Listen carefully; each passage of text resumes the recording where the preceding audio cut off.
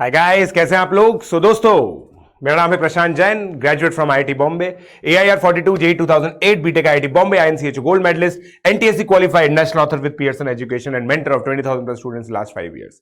दोस्तों, हम लोग जो जेई मैथ रैंकर्स चैनल है उसके थ्रू आप लोगों को देना चाह रहे हैं एक क्वालिटी एजुकेशन।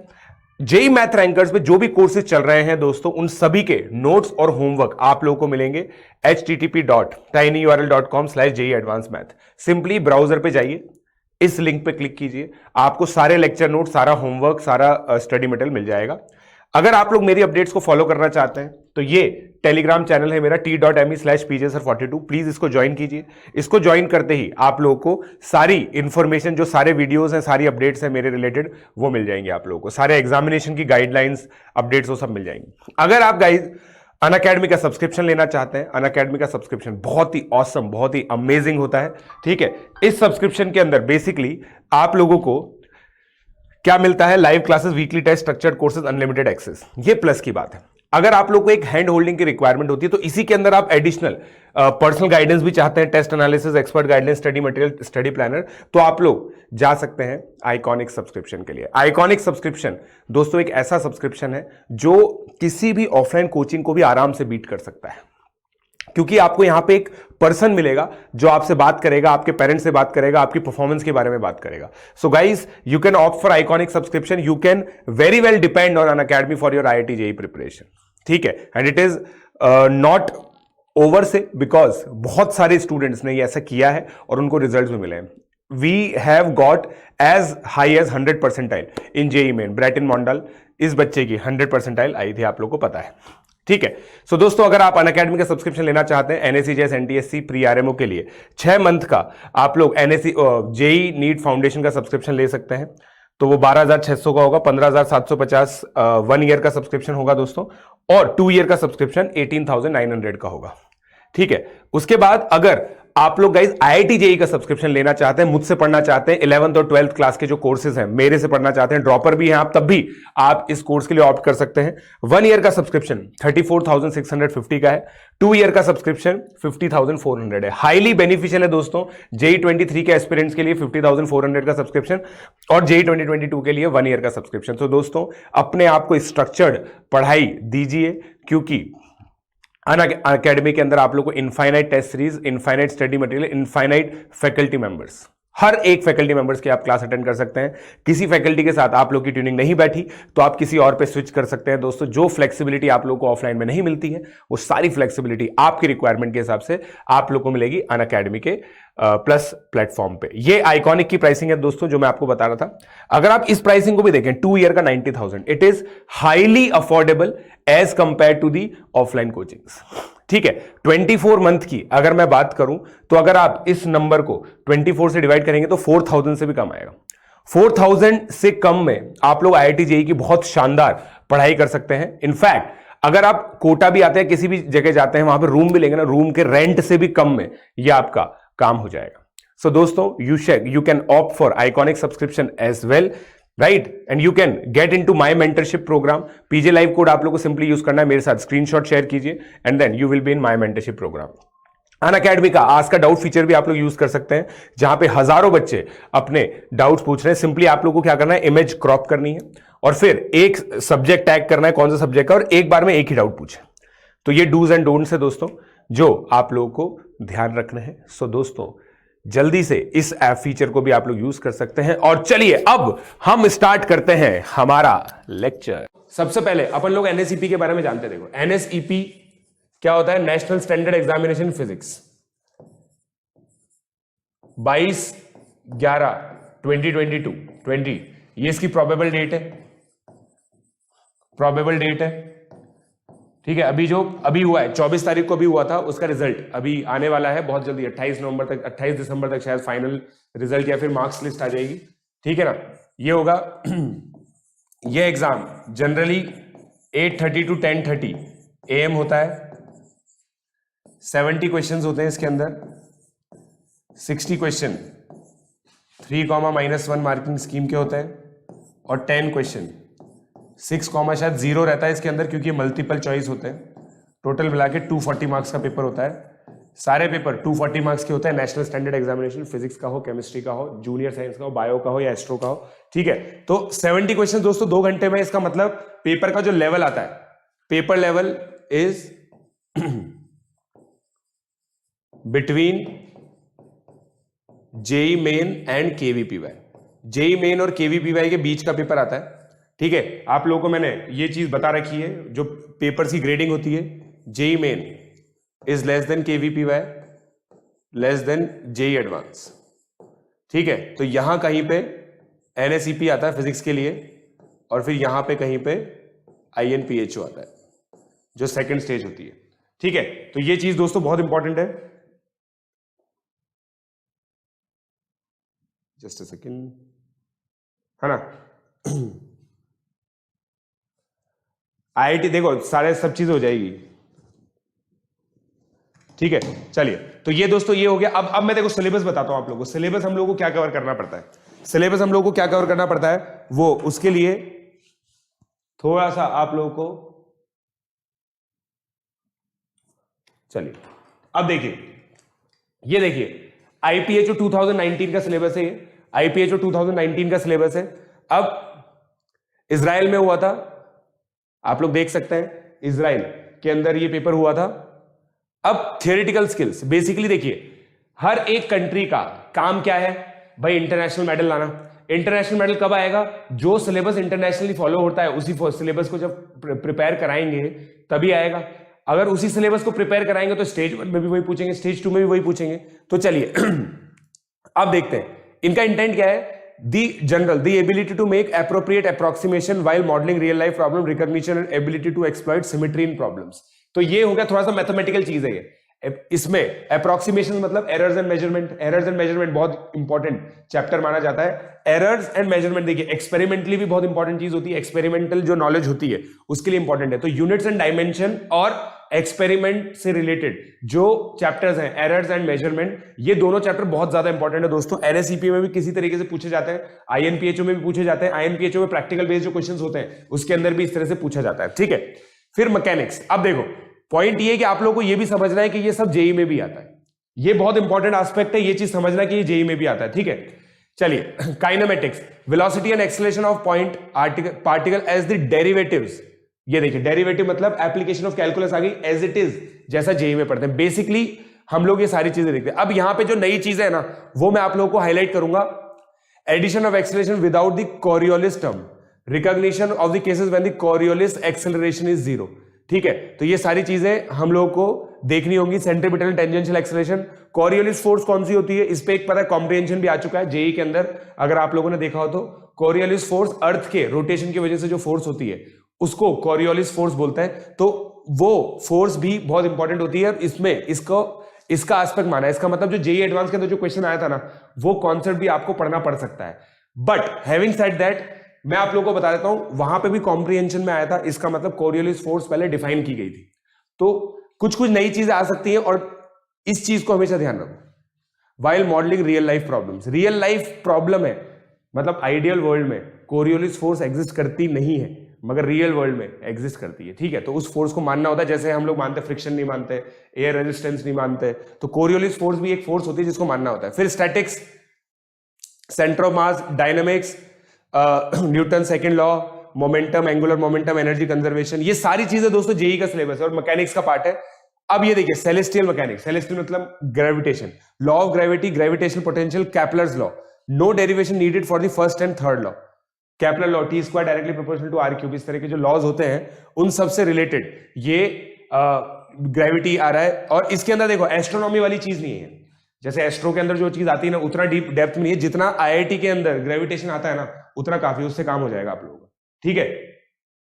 हाँ वही तो hydrodynamics, pressure, buoyancy, continuity law, तो ये फ्लूइड हो गया एक तरह से, इसको फ्लूइड बोलते हैं। फ्लूइड हो गया जो 11th क्लास के अंदर आता है। बेसिकली फ्लूइड पढ़ाते हैं, Bernoulli equation, Bernoulli theorem, surface tension and associated, सारा का सारा जो जेई सिलेबस में, कोई भी चीज अलग से नहीं है। फिर इलेक्ट्रोमैग्नेटिक फील्ड्स 12th क्लास का टॉपिक है। Electromagnetic fields basic concept of charge, current, charge conservation, Kirchhoff's current law, bio-Savart's law, सब चीजें आप इलेक्ट्रिसिटी में पढ़ते हैं। फिर integral forms of Maxwell equations, सारी चीजें, बहुत सारे लोग बोलते हैं कि भाई मैक्सवेल इक्वेशंस पे ही पूरा इलेक्ट्रिसिटी का थ्योरी बेस्ड है, तो ये सारी चीजें हम लोग जेई में पढ़ते हैं। कोई सी भी ऐसी चीज नहीं है आप लोग देख सकते हैं जो जेई में आप नहीं पढ़ते हो। Interaction of matter with electric and magnetic field, resistivity, conductivity, differential form of Ohm's law, मतलब कैलकुलस का इंपॉर्टेंस यहाँ पे भी बहुत ज्यादा इंपॉर्टेंट है। Circuits, linear resistors and Ohm's law, Joule's law, इसकी वेबसाइट आप देख लीजिए ना, बहुत इंपॉर्टेंट वेबसाइट है ये, तो ये चीज भी हम लोग देख सकते हैं। ये सारी चीजें देख लीजिए आप, कोई सा भी हो ना, कोई सी भी चीज आप ऐसी नहीं है जो सिलेबस के बाहर है, मतलब जेई के सिलेबस के बाहर, सब चीजें हम जेई एडवांस में पढ़ते हैं। Single oscillator, waves, interference, diffraction, interaction, अब ये ना यहां तक ठीक है। अब रिलेटिविटी, ये थोड़ा जेई के बाहर की चीज आ गई। रिलेटिविटी जेई के बाहर की चीज है। क्वांटम फिजिक्स, थोड़ा बहुत मॉडर्न फिजिक्स आती है, मॉडर्न फिजिक्स के अंदर थोड़ा बहुत पढ़ते हैं, ठीक है, मगर ये जो चीजें है ना 2.5 2.6 ये थोड़ा सा फिर भी आउट ऑफ, मतलब जेई का सिलेबस मान सकते हैं थोड़ा सा, बट फिर भी बहुत सारी चीजें इसके अंदर से पढ़ाई भी जाती है। बहुत सारे इंस्टीट्यूशन तो अभी भी पढ़ाते हैं इसको, जेई के लिए भी पढ़ाते हैं, तो ये चीज है ना, ये थोड़ा सा अलग हो जाता है। फिर थर्मोडायनेमिक्स सही, थर्मोडायनेमिक्स, हीट ट्रांसफर, ये पूरा का पूरा एज इट इज आता है। फिर ये देखिए एक्सपेरिमेंटल स्किल्स, आईएनपीएचओ के लिए इंपॉर्टेंट है बेसिकली, ठीक है, introduction, safety, measurement techniques, apparatus, accuracy, experimental uncertainty, ये सारी चीजें आप लोग आईएनपीएचओ सिलेबस लिखेंगे ना, आईपीएचओ सिलेबस, उसके अंदर देख सकते हैं। और that last but not the least mathematics. Mathematics की देखो, मैथमेटिक्स का एप्लीकेशन आता ही है। इन सबको हम लोग क्या बोलते हैं, मैथमेटिकल टूल्स नाम के चैप्टर से पढ़ाते हैं, जहां पे आपको डेरिवेटिव, इंटीग्रेशन, ये सब चीजें करना सिखाते हैं, अलजेब्रा सिखाते हैं, ज्योमेट्री एंड स्टीरियोमेट्री, वेक्टर्स हम लोग सिखाते हैं, कॉम्प्लेक्स नंबर्स आप लोग पढ़ते हैं। एलिमेंट्री कॉम्प्लेक्स नंबर काफी है बस, देखो summation, multiplication, division of complex number, separation of real and imaginary parts, conversion between algebraic, trigonometric and exponential representation, बिल्कुल एलिमेंट्री है ये सब, 11th क्लास के एनसीईआरटी में आप लोग चाहें तो मेरा जो कॉम्प्लेक्स नंबर का लेक्चर है ना, उससे भी ये सारी चीजें कवर हो जाएगी। स्टैटिस्टिक्स, कैलकुलस आप लोगों को पता ही है, approximated numerical method using linear and polynomial approximation based on Taylor series, ये चीज है ना, मतलब हम लोग तो आईआईटी में पढ़ाते थे, आईआईटी में पढ़ते हैं। लीनियराइजेशन ऑफ इक्वेशन, ये सारी चीजें स्टेज 2 की काम की, अभी हमने काम करी है सब चीजें स्टेज 2 के काम की। हमारा काम क्या है, हम लोगों को प्रिपेयर करना है एनएसईपी के लिए। तो ये मैंने बता दिया कि आपको ये मैक्सिमम लेवल जो अचीव करना है, क्योंकि एनएसईपी के लिए कोई भी बच्चा पढ़े ना, केवल इसलिए नहीं पढ़ता कि भाई एनएसईपी क्लियर करना है, सब बच्चे फिजिक्स ओलंपियाड में आगे से आगे जाना चाहते हैं, ठीक है। तो अब देखो, मैं अपना भी बताऊंगा कि मैंने एनएसईपी के लिए क्या किया था, वो सारी चीजें भी बताऊंगा, आईएनपीएचओ में क्या हुआ था, फिर उसके बाद ओसीएससी में क्या होता है, ये सारी चीजें हम लोग डिस्कस करेंगे। बट ये आप लोगों को पता चल गया कि सिलेबस क्या है। इससे रिलेटेड कोई चीज हो तो बताइए। मंथली स्ट्रेटेजी बस चालू होने वाली है, मंथली स्ट्रेटेजी इसी में डिस्कस करेंगे। मंथली स्ट्रेटेजी क्यों नहीं बताएंगे भाई, मंथली स्ट्रेटेजी बस चालू होने वाली है, ठीक है। ओके ओके प्रणव, आ जाओ बेटा। अब मंथली स्ट्रेटेजी, अब मंथली स्ट्रेटेजी डिस्कस करेंगे हम लोग। अब देखो, अब हम लोगों को सिलेबस पता चल गया, तो कुछ बॉटम लाइंस जो हम लोगों को समझनी है ना, कुछ बॉटम लाइंस हम लोगों को समझनी है। पहला मतलब बॉटम लाइंस क्या होती है, जो पहले हम लोग फिक्स करते हैं कि हमें ये करना है, complete JEE syllabus, JEE syllabus पूरा का पूरा कंप्लीट करना है, ठीक है ना। अब देखो, जो एनएसईपी का सिलेबस होता है, मतलब जो जेई का सिलेबस है, वो तो कंप्लीट करना ही है up to mains level. Mains level मतलब देखो, प्रैक्टिस जो है ना, अगर मेंस लेवल की भी होगी ना तो भी चल जाएगा, बट एक चीज है मेंस लेवल का लिखने का मतलब है, जैसे सेमीकंडक्टर है, अब ये आपका मेंस के अंदर है, एडवांस के अंदर नहीं है ना, बट ये एनएसईपी में पूछा जाता है, एनएसईपी में पूछा जाता है, इसका मतलब ये पूरा आपको करना है। तो जेई एडवांस तक का सिलेबस आपको कवर करना है, ये पहला बॉटम लाइन है। दूसरा, practice all papers from 2008 to 2019, ये 12 साल के पेपर आपको करने हैं, ये दूसरी बॉटम लाइन है। इसी से रिलेटेड देखो, जब हमारे टारगेट सेट हो जाते हैं, फिर हमारे क्या हो जाता है, मंथली स्ट्रेटेजी भी बन जाती है, ठीक है।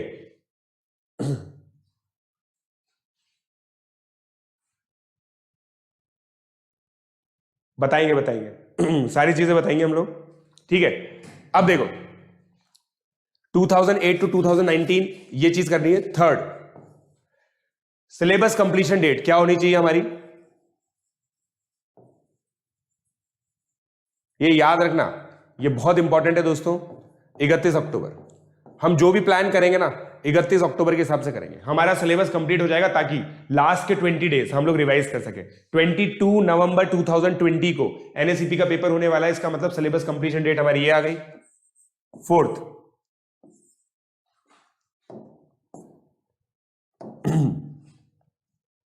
फोर्थ, डिफरेंट स्ट्रेटेजी फॉर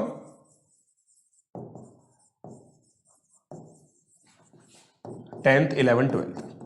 अब मैं आपको जो मंथली स्ट्रेटेजी बताने वाला हूं ना, वो 10th 11th और 12th क्लास के बच्चों के हिसाब से बताने वाला हूं, ठीक है। तो सबसे पहले कितने बच्चे क्लास 10th के, जल्दी से मुझे बताओ, चैट बॉक्स में बताओ कौन बच्चे क्लास 10th के।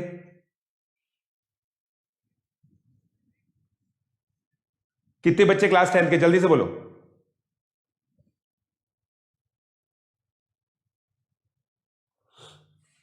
10th 11th का कौन है? 11th का कौन है? 11th बताओ।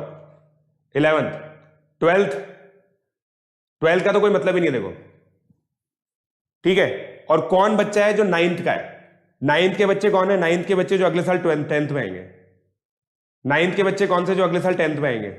तो अगले साल, ये अगले साल का है, ये नेक्स्ट ईयर की क्लास है, जो आप नेक्स्ट ईयर आओगे, क्योंकि 12th का जो बच्चा है वो तो नेक्स्ट ईयर जेईई में होगा, आईआईटी के अंदर होगा, मजे कर रहा होगा, ठीक है। चलिए, तो अब मंथली स्ट्रेटेजी डिस्कस करते हैं राइट फ्रॉम दिसंबर, ठीक है। जो बच्चा अभी 9th में है, जो बच्चा अभी 10th में है, जो अभी बच्चा 11th में है, पहले हम दिसंबर की बात कर लेते हैं दोस्तों। 10th का बच्चा जो अभी 10th का है ना, ये तो कुछ नहीं कर रहा अभी, ये क्या करेगा? सीधी सी बात है, 10th का बच्चा अगले साल 11th में जाएगा, ऐसे लिख देता हूं मैं ना, और 9 to 10th।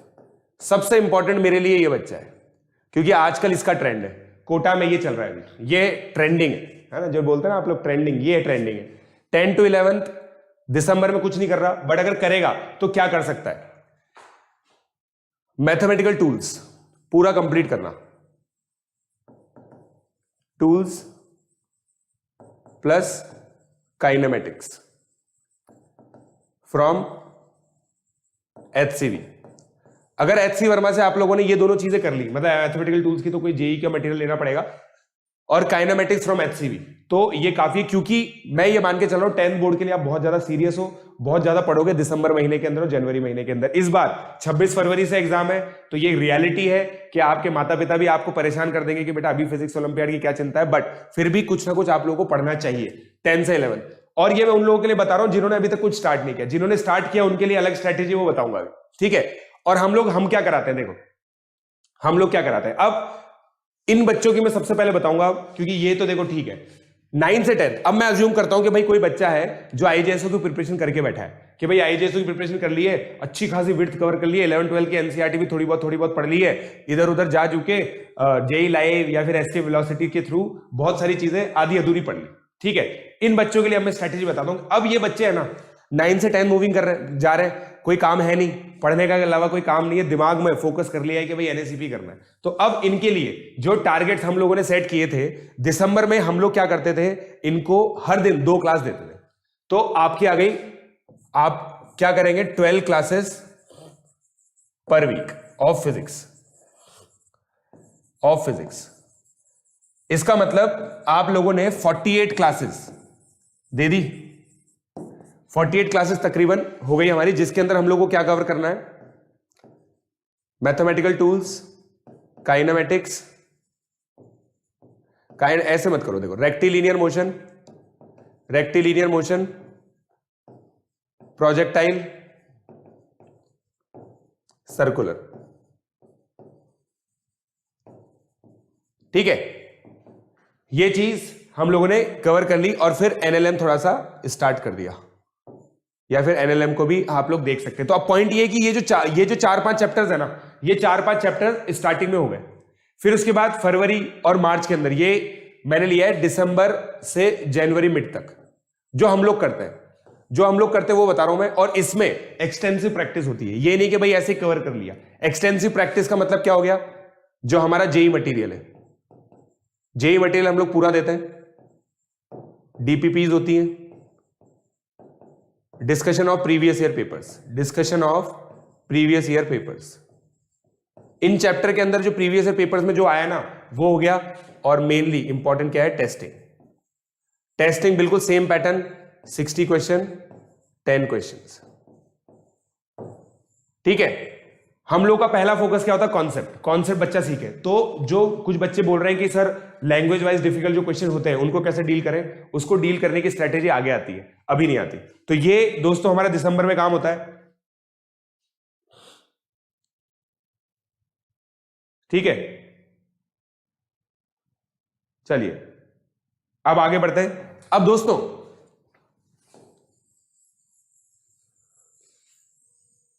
ये चीज तो हो गई 9 से 10th वाले की। अब 10 से 11th वालों के लिए देखिए, 10th और 11 के लिए थोड़ी बात मैं बताता हूं, और 11 से 12th वालों के लिए। 11 से 12th वालों की तो कोई स्ट्रेटेजी नहीं, क्योंकि जब तक इनका पेपर होगा ना तब तक इनका फुल सिलेबस कवर हो चुका होगा, इसीलिए बहुत अच्छे अच्छे मार्क्स आते हैं इन लोगों के। तो इनके लिए तो कोई स्ट्रेटेजी नहीं है, बस जेई तक, जेई का सिलेबस कंप्लीट हो ही जाता है, तो इनके लिए कोई स्ट्रेटेजी नहीं है, ये अलग से कभी पढ़ते भी नहीं है। हर बच्चा दे रहा होता है एग्जाम, मैंने भी 12 के साथ दिया था। तो मेरी स्टोरी बहुत सिंपल है दोस्तों। मेरे टाइम पे जो एग्जाम का सिलेबस था दिसंबर में कंप्लीट हुआ था, बट एनएसीपी नवंबर में था, तो मेरे कुछ चैप्टर छूटे हुए थे, तो मैंने वो चैप्टर बस थोड़े से पढ़ लिए थे। मेरा स्टेज 1 में बहुत आराम से सिलेक्शन हो गया था। मेरे टाइम पे ऑब्जेक्टिव पेपर होता था, सब्जेक्टिव पेपर होता था। ऑब्जेक्टिव के अंदर मेरा मतलब उसमें होता था कि ऑब्जेक्टिव में कुछ मिनिमम मार्क्स आएंगे तभी आपका सब्जेक्टिव पेपर चेक होता था। फिर मेरा सब्जेक्टिव का पेपर चेक हुआ था। सब्जेक्टिव के अंदर मुझे ज्ञान दिया गया था कि इरोडोव के क्वेश्चन सॉल्व करके जाओ, मैं तो नहीं करके गया था क्योंकि मेरे को डर लगता था इरोडोव से। आप लोगों को मैंने बता रखा है कि इरोडोव एक ऐसी चीज थी जिससे मुझे बहुत डर लगता था, और मुझे लगता था कि अगर मैं इरोडोव कभी भी उठाऊंगा तो मेरा जो वो है कॉन्फिडेंस है वो गिर जाएगा। तो इसलिए मैंने अपने कॉन्फिडेंस को चूज किया, ठीक है ना। तो मतलब आप लोगों ने सुना होगा ना, कोई तो एफएम है जो ये लाइन है जिसकी, औरों को छोड़ खुद को चुनो अपनी सुनो।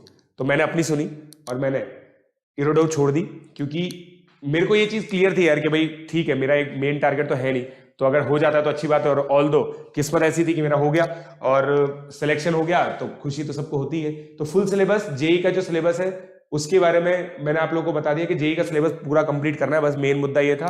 टेस्टिंग मैंने कुछ स्पेशल नहीं की थी, बट आजकल हर कोचिंग में स्पेशल टेस्टिंग होती है। तो अगर आप 11 से 12 जा रहे हैं तो बस आप लोगों को क्या करना है, नवंबर मंथ में जब 1 नवंबर से 21 नवंबर तक जो रिवीजन होता है इसका, उस रिवीजन को कर लो और कुछ पेपर्स अटेम्प्ट कर लो। बट ये बच्चे केमिस्ट्री और फिजिक्स दोनों दे रहे होते हैं। फिजिक्स का पेपर 8:30 से 10:30 होता है, केमिस्ट्री का 11 से 1 होता है, उसके बाद जो एस्ट्रो होता है उसका पेपर होता है शायद 1:30 से 3:30। तो पॉइंट यही है कि आप लोगों को बहुत सिंपल सी बात है, जेई का सिलेबस कंप्लीट करना और पेपर देने, तो ये हम लोग कर लेंगे, ठीक है। चलिए, तो ये 11 से 12 का हो गया। 10 से 11 की बात बताता हूं मैं, फिर इसको और डिटेल आउट करेंगे। 10 से 11 की बात करूंगा अब अगली बार से। ये बच्चे कुछ नहीं कर रहे, दिसंबर का टारगेट आपको समझ में आ गया, दिसंबर जनवरी, अब सीधा हम लोग अप्रैल में आएंगे। अप्रैल में आएंगे अब, ठीक है, अप्रैल में आते हैं अब हम लोग। अब बच्चा 10th में आ गया है और ये बच्चा 11th में आ गया है। 12th की बात अब हमें करनी नहीं है। इस बच्चे की 11th की जेई चालू हो चुकी है, 11th की जेई चालू हो चुकी है, ठीक है। अब इस बच्चे का 31 अक्टूबर तक कितना हो जाता है, जनरली 31 अक्टूबर तक कितना हो जाता है, मेरे पास पूरा चार्ट पड़ा हुआ है, मैं उसी में से देख के बताता हूं आपको। देखिए मेरे पास पूरी कोर्स प्लानिंग पड़ी हुई है कि 11th की एक minute, just a second.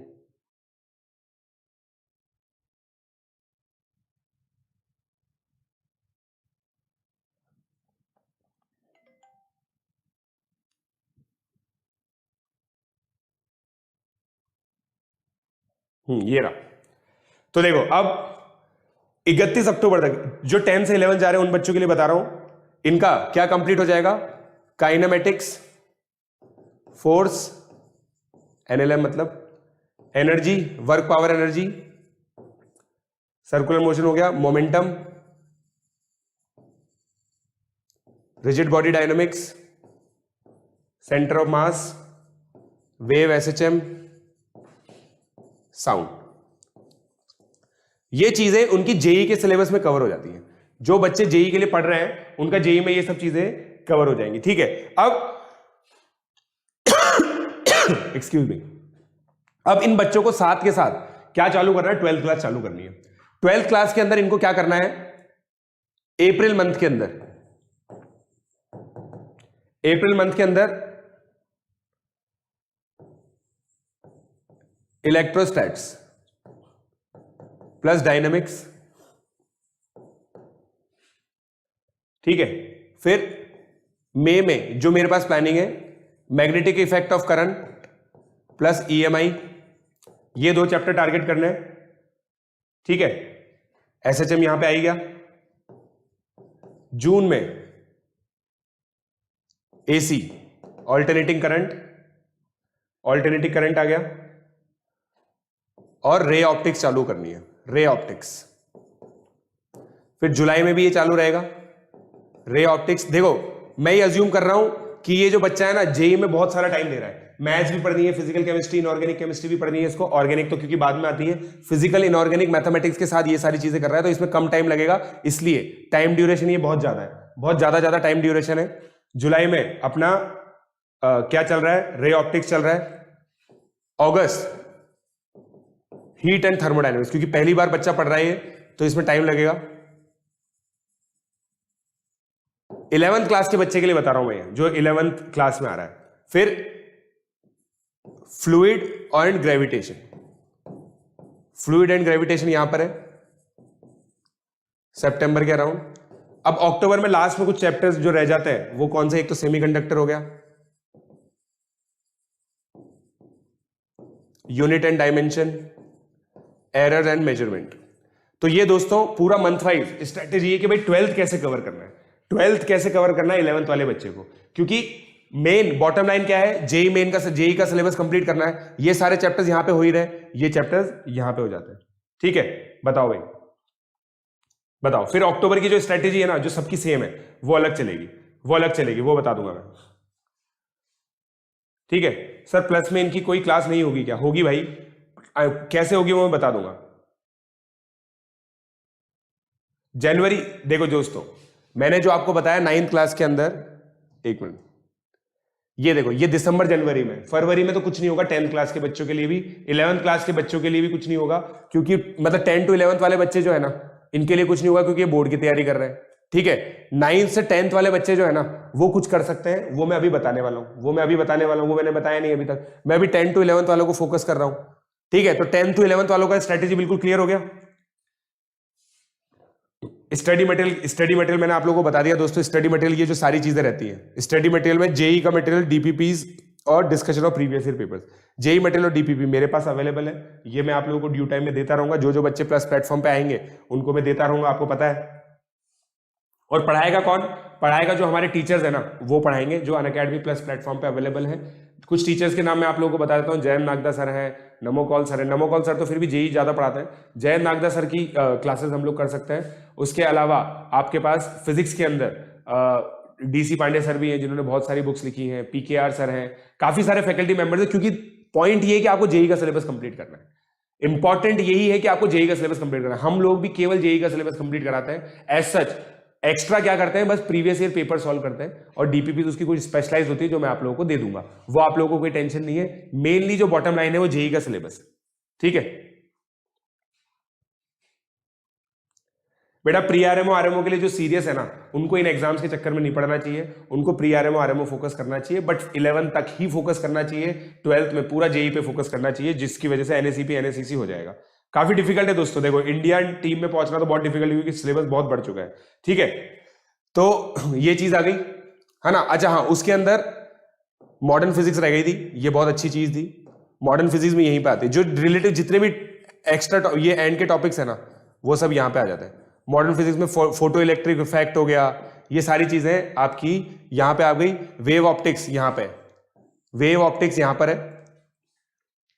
EMI है ना, यहां पे ईएमएफ भी आएगा, इलेक्ट्रोमैग्नेटिक फील्ड, और हाँ इलेक्ट्रोमैग्नेटिक इंडक्शन और इलेक्ट्रोमैग्नेटिक फील्ड यहां पे आएगा, ठीक है। चलो आगे बढ़ते हैं। अब अपन लोग चर्चा कर लेते हैं यहां की 10th वाले बच्चों की। तो 10th वाले बच्चे देखो, अगर देखो मैं ये मान के चल रहा हूं कि आप लोग 30 डेज एग्जाम की साइकिल में उलझोगे,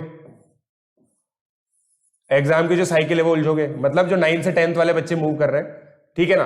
तो उन लोगों के लिए अब अप्रैल या फिर मार्च, इन दोनों मंथ को मैं क्लब कर देता हूं, ठीक है। अब हम लोग को क्या करना है, जो हम लोग यहां पे करते हैं, हम लोग पर हफ्ते 12 क्लासेस दे रहे थे यहां पे, 12 क्लासेस ऑफ फिजिक्स, हम लोग 12 classes of 1.5 hours per week दे रहे थे। हमारी जो कोर्स प्लानिंग थी वो कितने, एक मिनट में बता देता हूं, हमारी जो कोर्स प्लानिंग थी वो कितने घंटे की थी? ठीक है, इंफॉर्मेटिक्स ओलंपियाड भी बता देंगे बेटा, ZIO वगैरह पर वीक थी ये, ठीक है। और टोटल जो हम लोग की क्लासेस हुई थी वो 30 वीक्स तक हुई थी, तो काफी सारी क्लासेस हुई थी ये। देखो 30 वीक्स मतलब 30 वीक्स क्योंकि दिसंबर से भी हम लोगों ने गिन लिया है, तो काफी सारी क्लासेस हुई थी। अब यहां पे जो प्लानिंग है, जो सीक्वेंसिंग है, यहां से पूरा आपका 11 चलता है और पैरेलल में 12 चलता है। 6 क्लासेस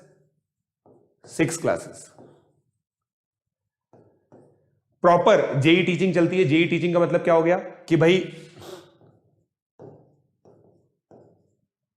मार्च अप्रैल के अंदर अगर मैं बात करूं तो NLM तक का टारगेट होता है,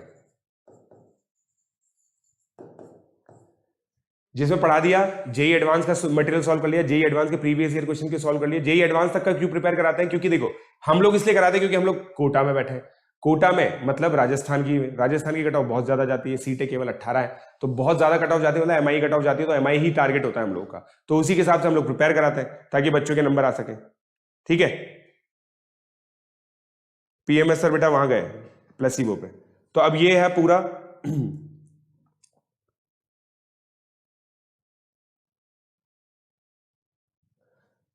है ना, ये मैं लिख रहा हूं आप लोगों के लिए। काइनेमेटिक्स हो गया कंप्लीट, हाँ एनएलएम काइनेमेटिक्स पहले हो गया था, NLM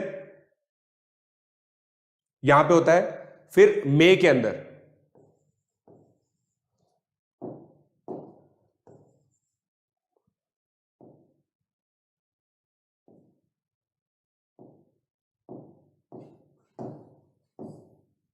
भाई साहब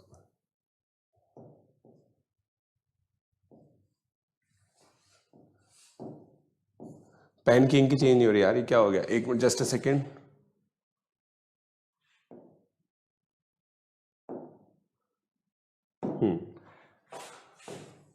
मई की अगर मैं बात करूं तो मई में वर्क पावर एनर्जी, अगले पेज पे ले लेते हैं। देखो 11 तो आपको क्लियर हो ही गई, अब अपन 10th वाले बच्चों के लिए करते हैं पूरा। 10th में 11th का जो सिलेबस है और 12th का जो सिलेबस है। 31 अक्टूबर आपकी लास्ट डेट है दोस्तों, ठीक है। अप्रैल, मई, जून, जुलाई, ठीक है, इसको हम लोग लिख लेते हैं। इसमें देखो कितने लेक्चर्स आ रहे हैं आपके, टोटल मिला के 48 48 48 48। अब देखो अगर आपकी लर्निंग बहुत अच्छी है, मतलब आप बहुत अच्छी स्पीड में पढ़ पाते हो, तो दोस्तों मैं आप लोगों को बता देता हूं कि इनसे कम लेक्चर में भी आराम से हो जाता है। बहुत सारे स्टूडेंट्स हमारे ऐसे भी थे जिन्होंने इनसे कम टाइम पे किया है। तो यहां पे आपका NLM, क्योंकि 24 इसको मिल रहा है, 24 इसको मिल रहा है, NLM plus circular motion plus revision, क्योंकि दिसंबर में किया था तो दिसंबर में तक बच्चे भूल जाते हैं, तो ये रिवीजन हो गया। यहां पे हम लोग क्या करते हैं, इलेक्ट्रोस्टैटिक्स प्लस डायनामिक्स चलता है, क्योंकि देखो बहुत वास्ट सिलेबस है इसका। करंट इलेक्ट्रिसिटी भी इसी के अंदर आता है, करंट इलेक्ट्रिसिटी इलेक्ट्रोडायनामिक्स बोलते हैं। 24 लेक्चर 11 के सिलेबस के लिए, 24 12 के सिलेबस के लिए। फिर वर्क पावर एनर्जी, ठीक है, और मोमेंटम, इलास्टिसिटी विलास्टिसिटी सब तरह की चीजें आ जाती है इसके अंदर, ठीक है। यहां पे क्या हो रहा है इस दौरान, यहां पे मैग्नेटिज्म, पूरा मैग्नेटिज्म लेते हैं। मैग्नेटिज्म में आपका EMI EMF ये आ गया, ठीक है, EMI EMF सब आ गया इसके अंदर। वर्क पावर एनर्जी मोमेंटम यहां पे आ गया। जून के अंदर COM centre of mass, SHM wave, ठीक है, और RBD रिजिड बॉडी डायनेमिक्स। यहां पे क्या आ गया, AC alternating current, SHM EMI EMF तो ऊपर ही हो चुका है, ठीक है। मॉडर्न फिजिक्स, मॉडर्न फिजिक्स जो यहां पे हम लोग करते हैं वो बता रहा हूं मैं, ठीक है। फिर यहां पे मॉडर्न फिजिक्स कंटिन्यूड रहता है। मॉडर्न फिजिक्स मतलब ये सीक्वेंसिंग आप लोग फॉलो कर सकते हो। 11th और 12th क्लास दोनों चीजें कवर की जाती हैं, वेव एंड साउंड। यहां पे वेव एंड साउंड चल रहा है, ठीक है। तो ये जुलाई तक का सिलेबस है जो कवर किया जाता है, ठीक है। फिर अगस्त के अंदर थोड़े कम लेक्चर होते हैं। अगस्त के अंदर थोड़े कम लेक्चर हम लोग क्यों करवाते हैं? क्योंकि प्री आरएमओ होता है एक तो, एक हफ्ते की तो हम लोग छुट्टी दे देते हैं प्री आरएमओ के लिए, ताकि प्री आरएमओ के लिए बच्चा रिवाइज कर ले। तो यहाँ पे 36 क्लासेस हम लोग तकरीबन करवाते हैं। 36 क्लासेस के अंदर क्या क्या चीजें होती हैं? आपका ग्रेविटेशन एंड फ्लूइड, ठीक है। यहां पे ज्योमेट्रिकल ऑप्टिक्स, ज्योमेट्रिकल ऑप्टिक्स मतलब जो लाइट वाला पोर्शन होता है। ये अगस्त हो गया, ठीक है। लिख लिया? ये लिख लिया आप लोगों ने? लिख लिया हो तो बता दो भाई।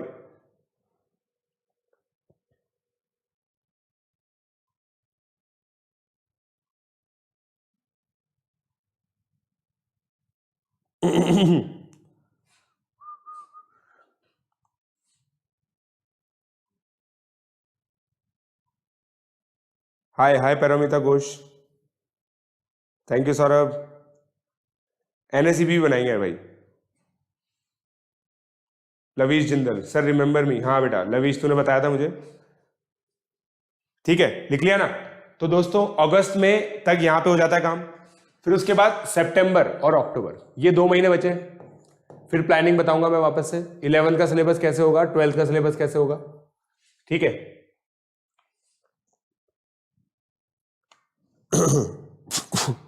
इधर ज्योमेट्रिकल ऑप्टिक्स कंटिन्यूड है, क्योंकि ज्योमेट्रिकल ऑप्टिक्स काफी बड़ा आता है। रिफ्लेक्शन, रिफ्रैक्शन, दुनिया भर की चीजें होती हैं इसके अंदर, ठीक है। यहां पे हीट एंड थर्मोडायनेमिक्स चालू हो गया। Heat and thermo, heat and thermo है हीट ट्रांसफर, KTG, सेमीकंडक्टर, ठीक है। ग्रेविटेशन फ्लूइड हो ही गया था। रे ऑप्टिक्स चल रही थी यहां पे, ठीक है। फिर यहां पे एरर्स मेजरमेंट, यूनिट डायमेंशन, ये सारी चीजें यहां पे कवर होती हैं। अब देखो बेसिकली ये जो चीज है ना थोड़ा सा ओवरफ्लो होती है, सब चीजें ओवरफ्लो होती है, ऐसा नहीं कि ये प्लानिंग बिल्कुल स्ट्रिक्टली फॉलो होती है। हम लोग टारगेट क्या देते हैं कि 14 अक्टूबर तक सिलेबस कंप्लीट हो जाएगा।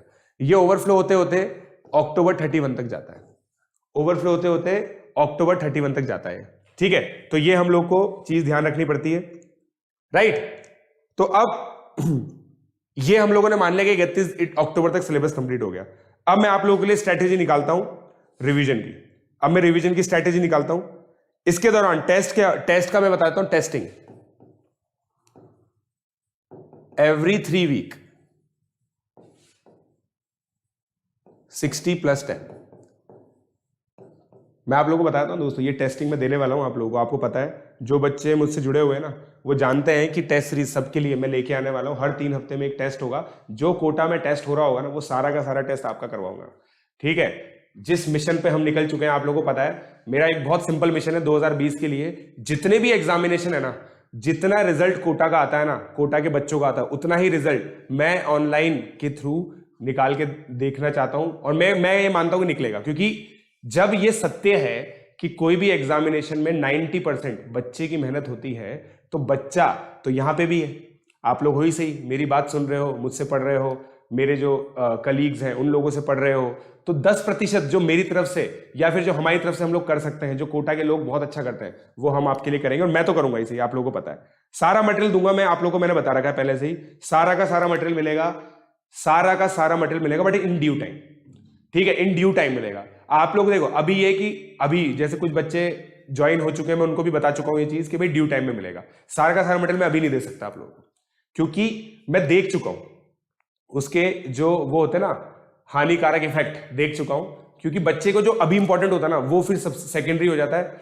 टाइम पे मिल जाएगा सारी चीजें, 5 साल से मैं ये कार्यक्रम कर रहा हूं। इस साल 10th क्लास के बच्चों में 8 बच्चे मेरे एनएसीपी और एनएसीसी में सेलेक्ट हो रहे हैं, राजस्थान में सेलेक्ट हो रहे हैं। राजस्थान में सेलेक्ट होना बहुत बड़ी बात है, 170 से ऊपर स्कोर आने पर ही सेलेक्ट होते हैं। 2 बच्चे 200 से ऊपर ला रहे हैं केमिस्ट्री के अंदर, 2 बच्चे 180 से ऊपर लेके आ रहे हैं केमिस्ट्री के अंदर, 2 बच्चे फिजिक्स में 180 से ऊपर लेके आ रहे हैं, 170 से ऊपर कुछ 2 और बच्चे हैं, तो टोटल लगे 8 बच्चे सेलेक्ट हो रहे हैं। वो सारा मेरे दिमाग में क्लियर है, कैसे कराना है, कैसे बच्चों को गाइडेंस देनी है, कैसे बच्चे को मोटिवेशन देना है, और ये सारी चीजें हम लोग करके रहेंगे, पता है आप लोगों को।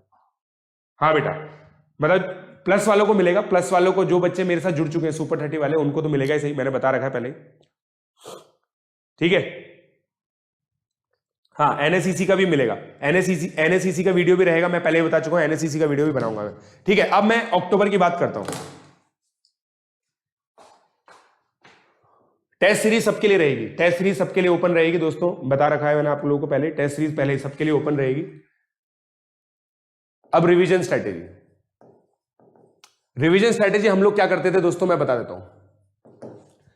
देखो मेरे पास 20 डेज है, ठीक है। 20 डेज में हम लोगों ने क्या कर रखा था, 8:30 AM टू 10:30 AM,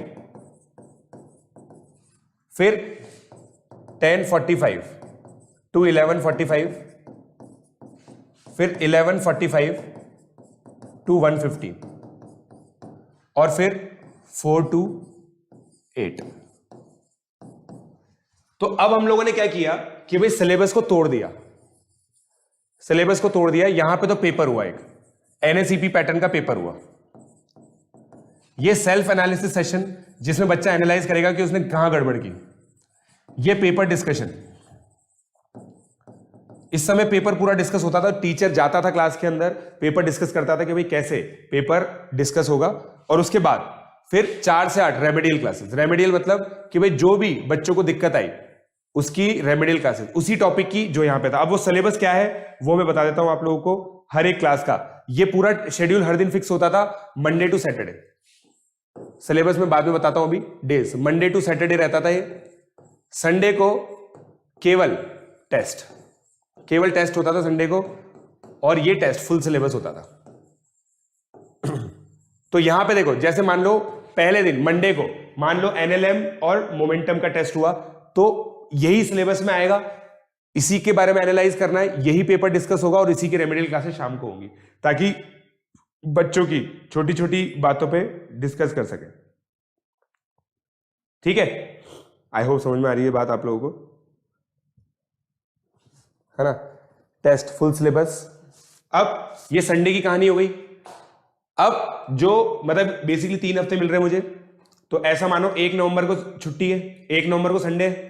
अब 2 नवंबर से लेकर 7 नवंबर तक ये चलेगा। 8 नवंबर को फुल सिलेबस टेस्ट, 8:30 से 10:30, क्योंकि मैं साइकोलॉजी बिठा रहा हूं। देखो बच्चों की साइकोलॉजी है, संडे को सुबह 8:30 से 10:30 के बीच में मुझे परफॉर्म कराना है उनको, क्योंकि जो फाइनल पेपर है वो भी संडे को ही होगा और 8:30 से 10:30 के बीच में होगा। तो उस सिचुएशन में मेरे को उनको परफॉर्म कराना है, तो मैं उस समय केवल टेस्ट रखता हूं संडे को। मंडे से सैटरडे, फिर 8 तारीख को टेस्ट, फिर 9 तारीख से लेकर 14 तारीख तक, फिर वापस 6 दिन का सिलेबस, फिर 16 तारीख को टेस्ट, 15 तारीख को टेस्ट, फिर 16 से लेकर 20 तारीख तक, 16 से लेकर 20 तारीख तक, फिर इसी तरह से चलेगा। 21 को छुट्टी, चिल मारो, 22 तारीख को बिल्कुल परफॉर्म करके आना है, टेस्ट है फाइनल, ठीक है। तो इस तरह से हम लोग डिफाइन करते हैं। अब मैं आप लोगों को सिलेबस बता देता हूं, सिलेबस बता देता हूं दोस्तों।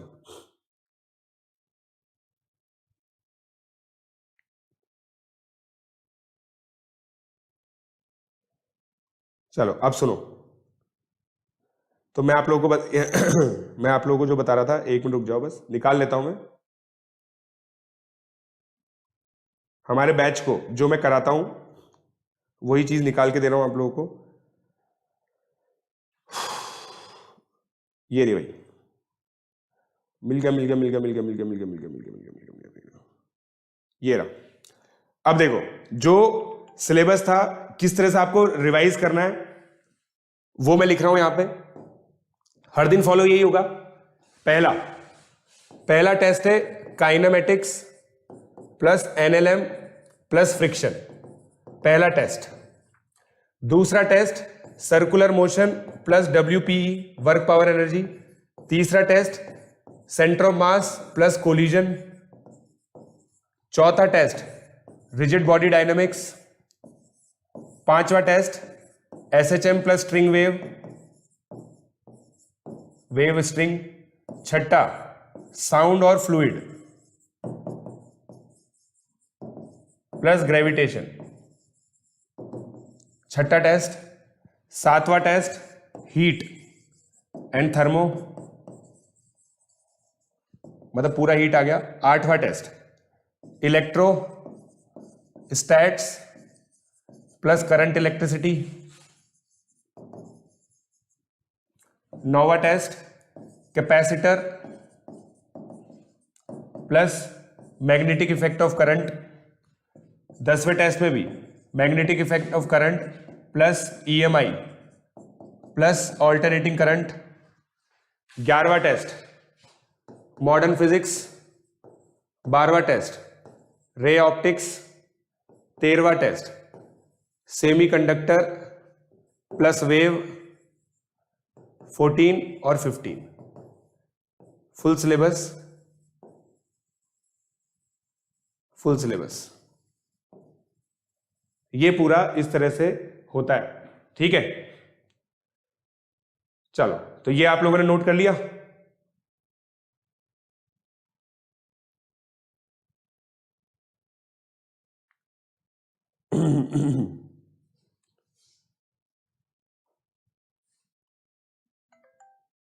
ठीक है। मृदुल, मृदुल क्या बोल रहे हो? ठीक है, मैं देखता हूं बेटा। क्लियर हो गया?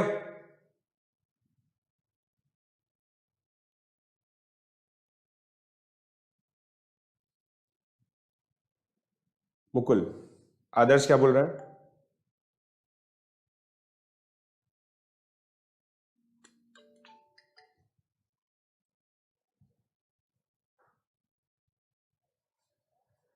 देखो, प्लस वालों को मिलेगा ही सही, उसके अलावा मैं मटेरियल तो देखो कुछ ना कुछ तो हेल्प करूंगा ही सही सभी बच्चों की, आप लोगों को पता है। Please clear it right now. क्या क्या क्लियर इट राइट नाउ? मैं आपको उस पर बता दूंगा, चैट पे बता दूंगा, चैट पे बता दूंगा मैं, ठीक है। आदर्श, अब यार देखो, जिन बच्चों का स्कूल है ना, जिन बच्चों का स्कूल है, देखो आप लोगों को बस ऐसी चीज सोचनी है। देखो, स्कूल वाले बच्चों के लिए क्या रहता है, जहां पे आप स्कूल जा रहे हो ना, इसका मतलब कट ऑफ भी कम जाएगी। मैं 180 मार्क्स टारगेट करके चल रहा हूं, ये स्ट्रेटेजी है 180 मार्क्स की, ये स्ट्रेटेजी है 180 मार्क्स की। आप लोग स्ट्रेटेजी बनाओ 150 मार्क्स की, 150 में भी सिलेक्ट हो जाओगे बहुत सारी स्टेट्स के अंदर। तो 150 मार्क्स की अगर हम स्ट्रेटेजी बनाए तो बहुत जगह कट डाउन कर सकते हैं। मेरा ये मानना है कि अगर आप लोग टोटल मिला के 180 लेक्चर्स दे दो ना, तो आपका काम हो जाएगा। 180 लेक्चर्स को मैं आप आइडेंटिफाई करता हूं आप लोगों के लिए, 270 आवर्स आपको देने। 270 आवर्स को अगर मैं आज से भी गिनूं तो आपके पास 300 डेज है। आप देखो, एक दिन का 1 घंटा भी नहीं आ रहा, आपको प्लान करना है। इसीलिए मैं आपको ये स्ट्रेटेजी अभी दे रहा हूं। जो बच्चे कोचिंग जाते हैं वो आराम से इसको, कोचिंग वाले उन लोगों के लिए प्रिपेयर कर देते हैं, ठीक है। तो किसी बढ़िया टीचर को पकड़ लो पहले तो, जो आप लोगों के लिए प्लानिंग कर सके फिजिक्स ओलंपियाड की, क्योंकि मेरे हिसाब से किया जा सकता है। हर दिन आपका स्कूल है भी सही ना, क्या आपका समर्स में स्कूल होता है? नहीं, आपकी अच्छी खासी छुट्टी होती है, क्योंकि मुझे पता है स्कूल 220 दिन चलता है। आउट ऑफ 365 डेज 220 दिन केवल स्कूल चलता है, बाकी दिन आप प्रिपेयर कर सकते हो। आपकी सीरियसनेस पे डिपेंड करता है कि आप कितना अच्छे से पढ़ सकते हो और कर सकते हो,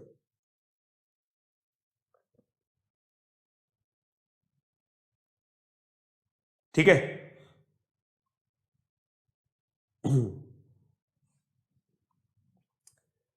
मैं आपको वापस से बता रहा हूं, बॉटम लाइन समझो, बॉटम लाइन।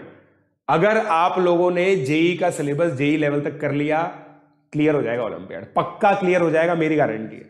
अगर आप लोगों ने जेई के हिसाब से जो प्रिपेयर्डनेस चाहिए, फिजिक्स मतलब फिजिक्स की जो प्रिपेयर्डनेस चाहिए उतना कर लिया, तो आपका पक्का एग्जाम क्लियर हो जाएगा।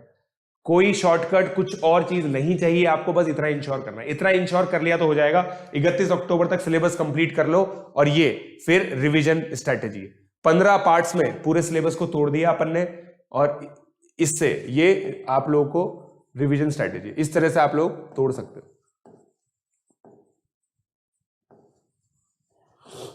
इसी के रिजल्ट है जो मतलब 2 साल से 10th क्लास में हमारे बच्चे सेलेक्ट हो रहे हैं, इसी स्ट्रेटेजी का रिजल्ट है वो। It's good Abhinav, it is good, for that matter every material is good, क्योंकि सबका एक जैसा ही है। Resnick, Halliday Resnick. अब बुक्स की अगर बात करें, अगर आप लोगों ने दोस्तों HCV सॉल्व कर ली ना प्लस हेलिडे रेसनिक, इन दोनों से आपका काम हो जाएगा, इन दोनों से ही आपका काम हो जाएगा आराम से। NACP हंसते खेलते निकल जाएगा आपका, NACP हंसते खेलते निकल जाएगा अगर आप लोगों ने ये बुक सॉल्व कर ली तो, हंसते खेलते निकल जाएगा पक्का। हाँ बेटा, अच्छी बुक हो सकती है। देखो मेरी प्री आरएमओ की बुक आ रही है मार्च में या फरवरी में, तो उसके बाद इसके लिए मैं कुछ बोल नहीं रहा बुक्स के लिए। हेलिडे रेसलिंग बहुत अच्छी बुक है। टेक्नोथलॉन बेटा एक मेंटल एबिलिटी टाइप का पेपर होता है जो IIT गुवाहाटी कराती है। इट्स लाइक टेक कृति जो IIT कानपुर कराता है। इंफॉर्मेटिक्स ओलंपियाड देखो, इंफॉर्मेटिक्स ओलंपियाड भी देखो, टोटल मिला के 11 इंटरनेशनल ओलंपियाड होते हैं। फिजिक्स, केमिस्ट्री आप लोगों को पता है, बायो आपको पता है, एस्ट्रो आपको पता है, मैथमेटिक्स आपको पता है, जूनियर साइंस पता है, फिर अर्थ साइंस होता है। अर्थ साइंस के अलावा इंग्लिश ओलंपियाड होता है, लिंग्विस्टिक्स ओलंपियाड होता है, इंफॉर्मेटिक्स ओलंपियाड होता है। इंफॉर्मेटिक्स की फर्स्ट है ZIO होती है, जोनल इंफॉर्मेटिक्स ओलंपियाड, तो वो भी एक अलग एग्जामिनेशन है। उसमें इंडिया ने आज से एक ही गोल्ड मेडल जीता है। कोडिंग से रिलेटेड वो होता है, आप चाहो तो एक्सप्लोर कर सकते हो।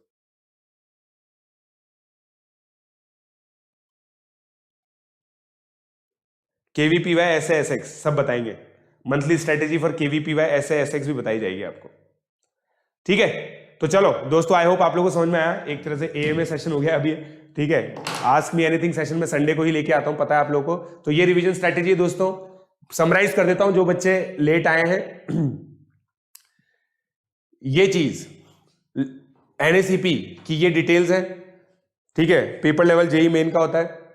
फिर उसके बाद बॉटम लाइन ये है, कंप्लीट JEE सिलेबस करना है, प्रैक्टिस पेपर करने हैं, सिलेबस कंप्लीशन डेट ये है, different strategy for 10th 11th 12th है, ठीक है। 9 से 10 जाने वालों के लिए दिसंबर जनवरी में ये कुछ टारगेट्स हैं।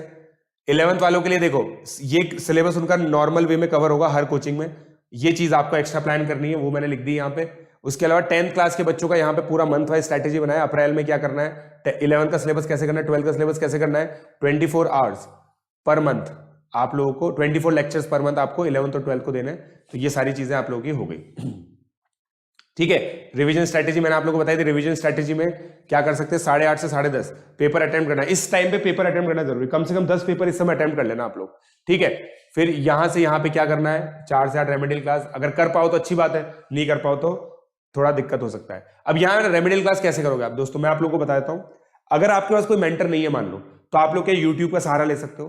कुछ पर्टिकुलर टॉपिक की क्लासेस देखिए, जैसे JEE लाइव हो गया, एसके वेलोसिटी हो गया, कोई भी चैनल है ना, वहां पे टॉपिक का नाम होता है कि यार ये टॉपिक का पढ़ना है, तो आप लोगों को उसी टॉपिक पे जाके पढ़ना और उसी लेक्चर को देखना, उससे ज्यादा कुछ करने की जरूरत नहीं है, ठीक है। चलिए फिर इस 15 पार्ट्स में आप लोगों को सिलेबस को डिफाइन करना है और फिर आपका काम हो जाएगा, ठीक है। सो आई होप दोस्तों, आई होप आप लोगों को जो लेक्चर है वो बहुत ही बढ़िया लगा। सो प्लीज अब जो भी अपडेट्स हैं आप लोगों को, एक तो ट्रैकर में होगा ही सही, आप लोगों को पता ही है, JEE advance, JEE ADV math करके आप लोगों को ट्रैकर पे जाना है। उसके अलावा आप लोग मेरे टेलीग्राम चैनल को फॉलो कर सकते हैं, जैसा मैंने आप लोगों को बताया ना, अकेडमी की तरफ से ऑफिशियल टेलीग्राम चैनल है।